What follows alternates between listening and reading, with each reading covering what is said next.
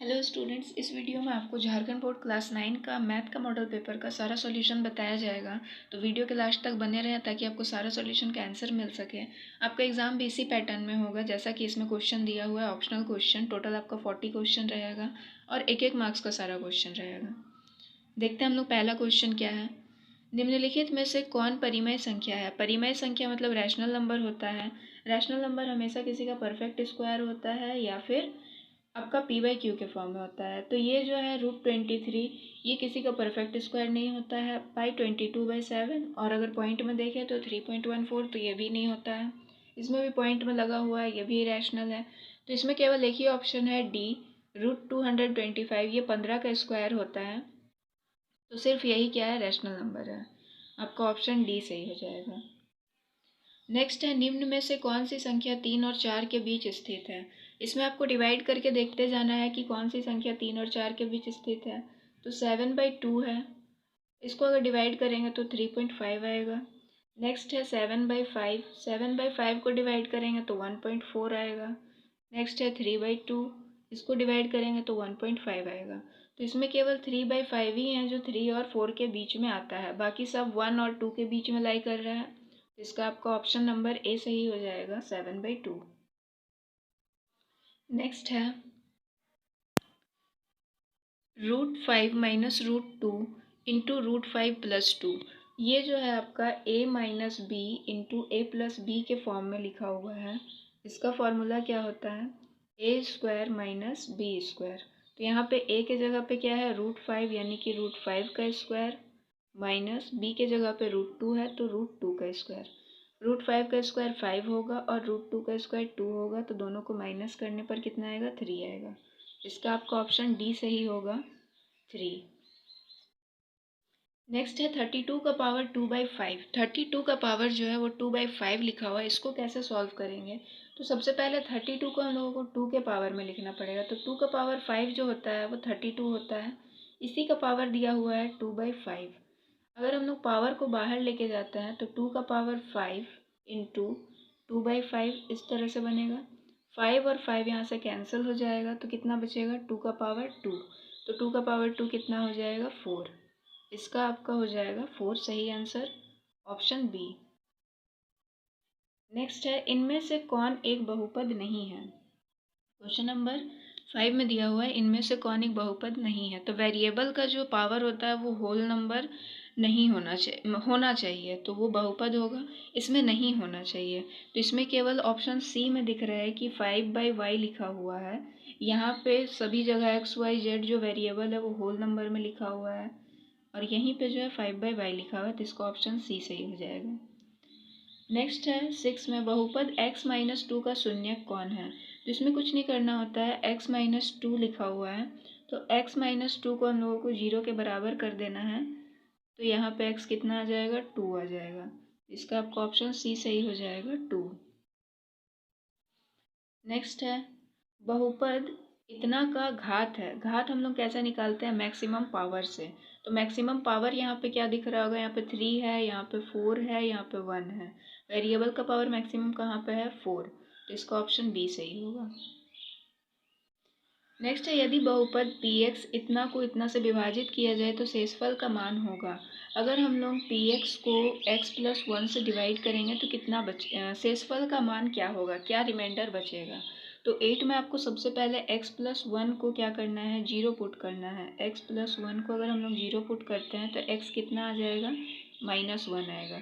अब हम लोग को क्या करना है, -1 को px के जगह पे पुट करना है। अब x हम लोगों को कितना है, -1, तो p-1 इक्वल टू, अब x की जगह पे -1 पुट करते जाना है। -1 का क्यूब प्लस -1 का स्क्वायर प्लस -1 प्लस 1। तो -1 का क्यूब -1 होगा प्लस -1 का स्क्वायर 1 हो जाएगा। ये प्लस माइनस -1 प्लस 1। तो यहाँ पे सभी 1 जो है एक दूसरे से कैंसिल हो जा रहा है, तो इसका वैल्यू कितना आ जा रहा है, 0। तो इसका आपका हो जाएगा ऑप्शन ए सही हो जाएगा, 0। नेक्स्ट है, 9 नंबर क्वेश्चन, एक्स अक्ष पर स्थित किसी बिंदु का निर्देशांक निम्न में से किस रूप का होता है। जो कोऑर्डिनेट बनता है एक्स एक्सिस पर, उसका निर्देशांक जो पूछा जा रहा है वो किस रूप में होता है, ये पूछा जा रहा है। तो 9 का आपका सबसे पहले देखिए एक्स एक्सिस वाई एक्सिस, ये एक्स एक्सिस होता है, ये वाई एक्सिस होता है। तो एक्स एक्सिस पर अगर कोई भी चीज़ बनता है, कोई भी नंबर बनता है, तो यहाँ पे इसका निर्देशांक क्या रहेगा, एक्स कॉमा जीरो, क्योंकि y यहाँ पे कुछ भी नहीं है। तो x कॉमा जीरो इसका सही आंसर होगा, ऑप्शन सी। नेक्स्ट है 10 नंबर, मूल बिंदु का निर्देशांक है। मूल बिंदु का निर्देशांक क्या होता है, जीरो कॉमा जीरो, ऑरिजिन का। 11 में दिया हुआ है, बिंदु जीरो कॉमा -7 कार्तीय तल में कहाँ स्थित है। ये पूछा जा रहा है कि अगर हम लोग इस तरह से एक्स एक्सिस और वाई एक्सिस को ड्रॉ करते हैं तो जीरो कॉमा -7 कहाँ पे लाई करेगा। तो जीरो तो एक्स एक्सिस का है और -7 वाई का है। तो आपको यहाँ पे देखना है कि ये कहाँ पे लाई कर रहा है। जीरो कॉमा -7 हमेशा नीचे होगा और जीरो तो जीरो की जगह पे ही रहेगा। तो ये कौन सा आपका है, वाई एक्सिस। तो इसका आपका वाई अक्ष सही आंसर होगा। 12 में है, यदि x इक्वल टू 1 और y इक्वल टू 2 रैखिक समीकरण इतना का एक हल है तो k का मान है। यहाँ पे आपको k का मान निकालना है। x और y का वैल्यू दिया हुआ है तो इसको पुट करेंगे हम लोग। 3x के जगह पे 1 पुट करना है प्लस 2 इंटू वाई के जगह पे 2 पुट करना है, इक्वल टू क्या है, k दिया हुआ है। यहाँ से इसको सॉल्व करेंगे तो 3 + 4 7 आ जाएगा। तो k का वैल्यू क्या आ गया, 7। इसका आपका ऑप्शन ए सही हो जाएगा, 7। नेक्स्ट है एक्स अक्ष का समीकरण है। एक्स अक्ष का समीकरण क्या होता है, तो एक्स एक्सिस इधर बनता है, वाई एक्सिस इधर बनता है। तो जब भी हम लोग एक्स एक्सिस का समीकरण लिखेंगे तो वाई क्या होगा, जीरो होगा। और जब भी हम लोग वाई एक्सिस का समीकरण लिखेंगे तो एक्स क्या होगा, जीरो होगा। इसका आपका ऑप्शन बी सही होगा। नेक्स्ट है रैखिक समीकरण इतना का हल है। इसका हल क्या होगा, इसमें आपको पुट करके देखना है एक एक ऑप्शन को। किसको x और y पुट करने पर 5 आ जाएगा। तो 5 लाने के लिए x और y को पुट करना है। तो ऑप्शन ए को पुट करके देखते हैं। 2x, x के जगह पे 2 दिया हुआ है प्लस y के जगह पे भी 2 दिया हुआ है। तो इसको सॉल्व करेंगे तो कभी भी 5 नहीं आएगा। 2 इंटू 2 4 प्लस यहाँ पे 6 आ जाएगा। b को सॉल्व करेंगे 1 लेके, तो 2 इंटू 1 प्लस 1, ये आपका 3 हो जाएगा, ये भी नहीं होगा। सी को अगर सॉल्व करेंगे तो 2 इंटू 2 प्लस 1, तो ये आपका 5 आ रहा है। तो इसका आपका ऑप्शन सी सही होगा। एक्स को 2 लेना है और वाई को 1 लेना है। नेक्स्ट है, यूक्लिड का कथन कि सभी समकोण एक दूसरे के बराबर होते हैं निम्न रूप में दिया गया है। तो ये किस रूप में दिया गया है, तो 15 का आपका ऑप्शन डी सही हो जाएगा, एक अभिधारणा के रूप में दिया गया है। 16 में एक दिए हुए बिंदु से होकर कितनी रेखाएं जा सकती हैं। एक बिंदु से, एक पॉइंट से कितनी रेखाएं, कितना लाइन हम लोग खींच सकते हैं। तो इससे हम लोग इनफाइनाइट लाइन खींच सकते हैं, इससे हम लोग अनंत लाइन खींच सकते हैं। तो इसका आपका ऑप्शन सी सही हो जाएगा। नेक्स्ट है 70 डिग्री का पूरक कोण का मान क्या होगा। तो जब भी पूरक कोण पूछा जाएगा तो आप लोगों को कुछ नहीं करना है, 90 में से उसको माइनस कर देना है। और जब संपूरक का बात होगा तो 180 से घटा देना है। तो इसमें पूरक पूछा गया है तो 90 से घटाएंगे 70 को तो 20 आ जाएगा। तो इसका आपका ऑप्शन सी सही हो जाएगा, 17 का। 18 में है, यदि एक त्रिभुज का एक कोण शेष दोनों कोणों के योग के बराबर हो तो वह त्रिभुज क्या है। अगर एक ट्रायंगल है, उसका जो दो कोण है वो किसी दोनों कोण के योग के बराबर है एक कोण, तो वो त्रिभुज कौन सा त्रिभुज होता है। तो इसका आपका बी सही होगा, वो समकोण त्रिभुज होता है। 19 में है, यहाँ पे आपको x का मान निकालना है। ये आप दो तरीका से निकाल सकते हैं। यहाँ से लीनियर पेयर लगा सकते हैं आप, पहले इसका एंगल निकाल के, फिर x यहाँ से पहले आप 180 कर लेंगे, 40 + 50 प्लस अंदर वाले एंगल को y मान लेंगे और इसका सम कितना होता है, 180। यहाँ से y निकल जाएगा, 180 - 90, तो y कितना आ गया, 90 आ गया। y 90 आ गया तो यहाँ से x निकालेंगे लीनियर पेयर लगा के, 90 + x = 180। तो x का वैल्यू कितना आएगा, 90। ये एक तरीका होगा जो कि बहुत लंबा 90 आएगा, लेकिन दूसरा तरीका है कि बाहर का जो एंगल होता है वो ट्रायंगल के दोनों कोण के सम के बराबर होता है। तो x इक्वल टू अंदर का जो एंगल है उसको जोड़ देंगे, 50 + 40 तो कितना हो जाएगा 90 डिग्री। इसका आपका ऑप्शन नंबर बी सही होगा, 90। नेक्स्ट है निम्नांकित में से कौन त्रिभुजों की सर्वसागमता की कसौटी नहीं है। तो इसमें आपका ऑप्शन सी सही हो जाएगा, ए। 20 का आपका सी सही होगा। नेक्स्ट है ट्रायंगल ए बी सी में यदि A B is equal to A C और angle A C B is equal to 70 degree हो तो ए बी सी का मान होगा। अगर हम लोग एक ट्रायंगल बनाते हैं 21 में, ट्रायंगल ए बी सी,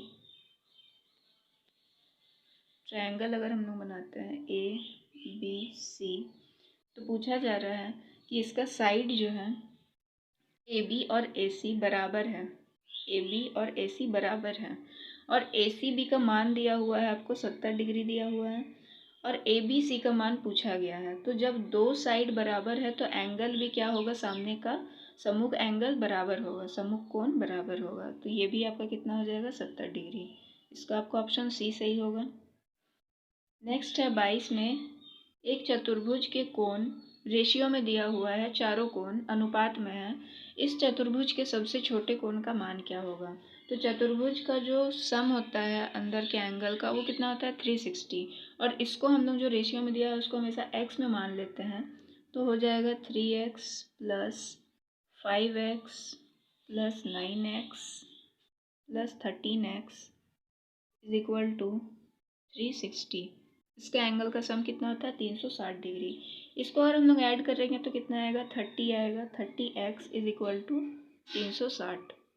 तो x का वैल्यू यहाँ से कितना निकल जाएगा आपका 12 डिग्री। दोनों का डिवाइड कर देंगे तो 12 डिग्री निकल जाएगा। उसके बाद पूछा है कि इसमें आपका सबसे छोटा कोण कौन सा है। तो सबसे छोटा कौन है यहाँ पे 3 है, तो उसी में पुट करेंगे। तो 3x का वैल्यू कितना आ जाएगा, x के जगह पे 12 पुट कर देंगे तो 36 डिग्री। इसका आपका ऑप्शन नंबर ए सही हो जाएगा, 36 डिग्री। नेक्स्ट है 23, किसी चतुर्भुज को भुजाओं के मध्य बिंदुओं को एक कर्म से मिलाने वाले रेखाखंडों द्वारा बना चतुर्भुज एक डैश चतुर्भुज होता है। तो एक कैसा चतुर्भुज होता है, वो समांतर चतुर्भुज होता है। इसका आपका ऑप्शन बी सही होगा। नेक्स्ट है 24, आकृति में ए बी सी डी एक समांतर चतुर्भुज है जिसमें B C is equal to 7, A 5 हो तो समांतर चतुर्भुज का क्षेत्रफल है। यहाँ पे आपको डायरेक्टली बी सी दिया हुआ है, बेस दिया हुआ है, और ए हाइट दिया हुआ है। तो इन दोनों से हम लोग आराम से इसका क्षेत्रफल निकाल सकते हैं बी इंटू एच से। तो 7 × 5 कितना हो जाएगा आपका 35 सेंटीमीटर स्क्वायर। तो इसका आपका ऑप्शन सी सही होगा, 35 सेंटीमीटर स्क्वायर। नेक्स्ट है 25, एक समांतर चतुर्भुज और एक त्रिभुज एक ही आधार तथा समांतर रेखाओं के बीच स्थित है। यदि त्रिभुज का क्षेत्रफल 12 सेंटीमीटर हो तो समांतर चतुर्भुज का क्षेत्रफल क्या होगा। यहाँ पे आपको 25 में दोनों का क्षेत्रफल, ये समांतर चतुर्भुज का क्षेत्रफल पूछा गया। तो अगर त्रिभुज का क्षेत्रफल इसका समांतर रेखा और आधार एक ही त्रिभुज के आधार पर है तो दोनों का क्षेत्रफल क्या हो जाता है, बराबर हो जाता है। तो इसका भी कितना होगा 12 सेंटीमीटर, ऑप्शन ए। नेक्स्ट है वृत्तखंड एक चाप तथा डैश के बीच का भाग होता है। वृत्तखंड जो होता है वो एक चाप तथा किसके बीच का भाग होता है। तो ये वृत्त है।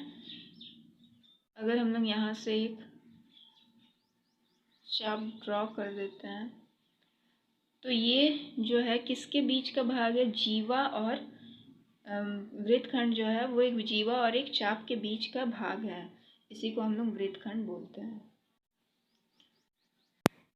तो इसका आपका ऑप्शन सी सही हो जाएगा, जीवा। नेक्स्ट है 3 असंरेखी बिंदुओं से होकर कितने वृत्त खींचे जा सकते हैं। तो 3 अगर बिंदु हम लोग लेते हैं 1 2 3, तो इससे हम लोग कितना वृत्त खींच सकते हैं, केवल और केवल एक ही बिंदु, एक ही वृत्त खींच सकते हैं। इसके अलावा और कोई भी वृत्त नहीं खिंचाएगा यहाँ पर, तीनों को मिला के। तो इसका ऑप्शन ए सही होगा, एक और केवल एक। नेक्स्ट है आकृति में ए सी बी का मान क्या होगा। ये आपका थ्योरम से पूछा हुआ सवाल है। ये जो एंगल दिया हुआ है सर्कल के अंदर का 50 डिग्री, ये हमेशा सर्कल पे बना हुआ, सर्कल के सर्कमफेरेंस पे बना हुआ एंगल से क्या होता है, डबल होता है। कहने का मतलब है कि ये जो एंगल होगा, एंगल ACB, ये AOB का क्या होगा, हाफ होगा, आधा होगा, AOB/2।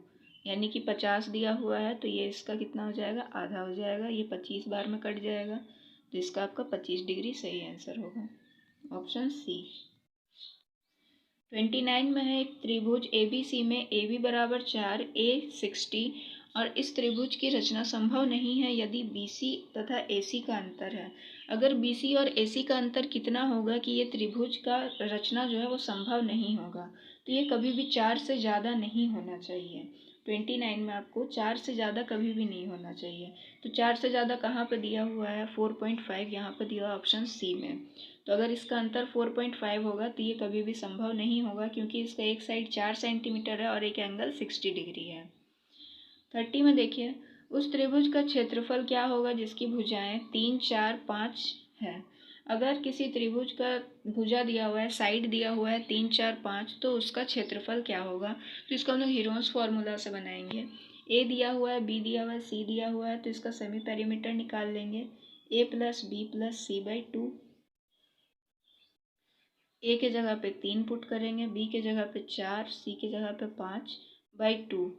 इसको जोड़ के अगर डिवाइड कर देंगे तो कितना आएगा, 6 आएगा। S आपका 6 आ गया है। अब आप एरिया का फॉर्मूला लगा दीजिए। एरिया का फॉर्मूला अगर हम लोग लगाते हैं, रूट के अंदर S × S - A × S - B × S - C।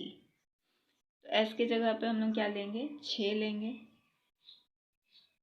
S के जगह पे 6 लेंगे, A के जगह पे 3 है, B के जगह पे 4 है, C के जगह पे 5 है। तो इसका आपका हो जाएगा 6 × 3 × 2 × 1। इसको अगर हम लोग इंटू करते हैं तो कितना आएगा, 36। √36 का वैल्यू कितना होता है, 6। तो इसका आपका सही आंसर होगा 6 सेंटीमीटर स्क्वायर। 31 में एक समबाहु त्रिभुज का क्षेत्रफल क्या होगा जिसकी प्रत्येक भुजा 6 सेंटीमीटर है। एक समबाहु त्रिभुज है, उसका क्षेत्रफल पूछा जा रहा है, और समबाहु है, उसका हर एक भुजा क्या है, इक्वल है, 6 सेंटीमीटर है। तो इसका फॉर्मूला क्या होता है आपका 31 का, √3/4a²। ए यहाँ पे साइड है, √3/4 a का स्क्वायर, a कितना है, 6 है, तो 6 × 6, ये आपका कट जाएगा, 2 3 जा, 2 2 जा, फिर ये 2 3 जा, तो 3√3 आ जाएगा, 9√3 आ जाएगा, सॉरी 9√3 आ जाएगा आपका। ऑप्शन ए सही हो जाएगा, 9√3 सेंटीमीटर स्क्वायर। नेक्स्ट है, r त्रिज्या वाले गोले का आयतन होता है। r त्रिज्या वाले गोले का आयतन क्या होता है, ये डायरेक्ट फार्मूला पूछा हुआ है, तो 4/3 πr³ होता है, ऑप्शन डी। नेक्स्ट है, r त्रिज्या तथा h ऊंचाई वाले बेलन का कुल पृष्ठीय क्षेत्रफल निम्न में से क्या है। ये भी आपका डायरेक्ट फार्मूला से पूछा हुआ सवाल है। 33 का ऑप्शन सी सही हो जाएगा, 2πrh + 2πr²। 34 में एक घन का आयतन 512 सेंटीमीटर क्यूब है, तो घन का कुल पृष्ठीय क्षेत्रफल क्या होगा। तो 34 में सबसे पहले आपको उसका आयतन दिया हुआ है। आयतन का फॉर्मूला होता है घन का a³ जो कि 512 दिया हुआ है। a यहाँ से कितना निकल जाएगा आपका, 512। ये किसका क्यूब होता है, 8 का क्यूब होता है, तो a यहाँ से आपका 8 निकल गया। अब यहाँ पे आपको कुल पृष्ठीय क्षेत्रफल पूछा है घन का, तो टोटल सरफेस एरिया इसका कितना होता है, 6a² होता है। a अभी 8 निकला था, 6 × 8 × 8, तो इसका आपका लास्ट में आंसर 384 आएगा। इसका ऑप्शन बी सही होगा, 384। 35 में एक शंकु की त्रिज्या ऊंचाई 10 सेंटीमीटर तथा आधार की त्रिज्या 7 सेंटीमीटर है। शंकु का वक्र पृष्ठीय क्षेत्रफल होगा। इसका आपको L दिया हुआ है, R दिया हुआ है। इसका आपको पूछा गया है CSA, वक्र पृष्ठीय क्षेत्रफल। तो इसका फॉर्मूला क्या होता है, πr/L। पाई का वैल्यू 22/7, R का वैल्यू 7 और L दिया हुआ है 10। 7 से 7 कट गया और 22 × 10 210। तो इसका आपका ऑप्शन ए सही होगा, 210 सेंटीमीटर स्क्वायर। नेक्स्ट है, प्रथम 5 प्राकृतिक संख्याओं के माध्य होंगे। प्रथम 5 नेचुरल नंबर का माध्य पूछा गया है, तो 36 में हम लोग लिखते हैं सबसे पहले 1 + 2 + 3 + 4 + 5। ये प्रथम 5 प्राकृतिक संख्या है। टोटल कितना है? 5 है। इसको जोड़ेंगे तो 15 आएगा बाई 5, तो इसको डिवाइड करेंगे तो 3 आएगा। तो इसका आपका 3 सही हो जाएगा, ऑप्शन बी। नेक्स्ट है, ये जो नंबर दिया गया है इसमें 5 का बारंबारता पूछा गया है। 5 का बारंबारता क्या होगा इसमें? इसको बनाते हैं 37। तो 5 यहाँ पे कितना बार लिखा हुआ है? 1 2 3 4 5 6। तो इसका बारंबारता क्या होगा? 6, ऑप्शन बी। 38 में है, वर्ग अंतराल 10-20 का वर्ग चिन्ह होगा। वर्ग अंतराल जो है 10 से 20, उसका वर्ग चिन्ह क्या होगा? तो 38 हम लोग क्या करते हैं, जोड़ के 2 से डिवाइड कर देते हैं। 10 + 20/2, तो इसमें कितना आ जाएगा आपका? 30/2 यानी कि 15। इसका ऑप्शन सी सही होगा आपका। 39 में एक पासे को 1000 बार फेंकने पर प्राप्त परिणाम 3 की बारंबारता 150 है, तो इसकी प्रायिकता क्या है? इसका प्रोबेबिलिटी पूछा है आपसे। 150 बार आ रहा है 3, कितना में आ रहा है? 1000 बार फेंकने पर आ रहा है।